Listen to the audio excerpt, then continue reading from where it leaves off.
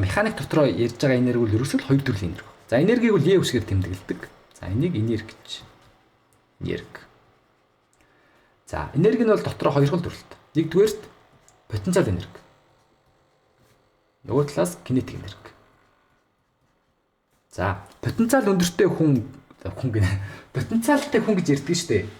Та тэр талаар сонсч ирсэн үү? Потенциалтай инст манай хүүхд потенциалтай. Танай эцэгчүүд та идэг тэгдэг үү? За тэр мессежээр харил. Потенциалтай хүн байна уу?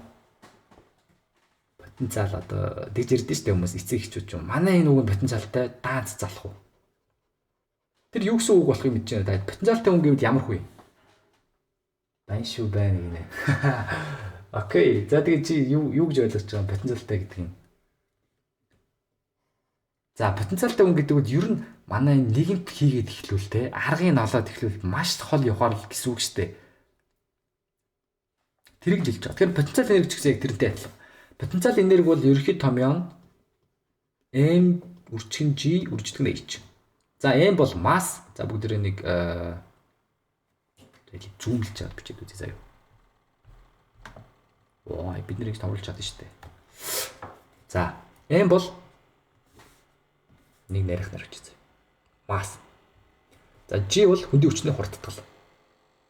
За хөндийн хүчний хурдтгал хээ. H бол өндөр. За ерөнхийдөө ингэж үзэж болж байгаа. Тэгэхээр юу гэж байгаа юм бэ хэрвээ штэ. За энэ чинь бас томруулж зөрүүлчих бас асуудалтай байна гэж байна.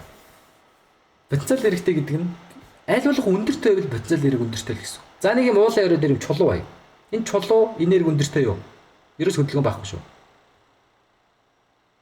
Тэгвэл энэ хөдөлгөөн байхгүй ч гэсэн энерги өндөртэй гэсэн. Юу өндөртэй юм бэ гэхээр потенциал энергитэй баг. Юу гэсэн үг юм бэ гэхээр энэ чулуу потенциал энергитэй буюу тодорхой H өндөрт байна шүү дээ. Яг үндэ энэ чулууг юм тэгвэл уул нь алга болчихлоо. Шууд энэ доошо унана гэсэн. Доошо унаад газар түрэхдээ мань чулуу бол нэлээд өндөр хурдтайгаар унана шүү дээ. Дээрээс онол хүчтэйгээр те тэрийг та төсөөлөд үзэх юм бол тийм ба. Тэгэхээр энийг л хэлээд байгаа гэсэн. Хэрвээ тэр яг потенциал доторх энергийн гаргах юм бол их энерги байгаа шүү гэдэг хэлж байгаа гэсэн.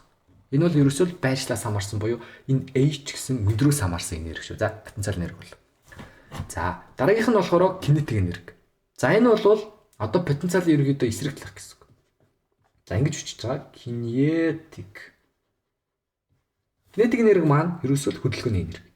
Том ёон M-ийг үржигдэх нь V квадрат хуваах нь 2 гэж болдог.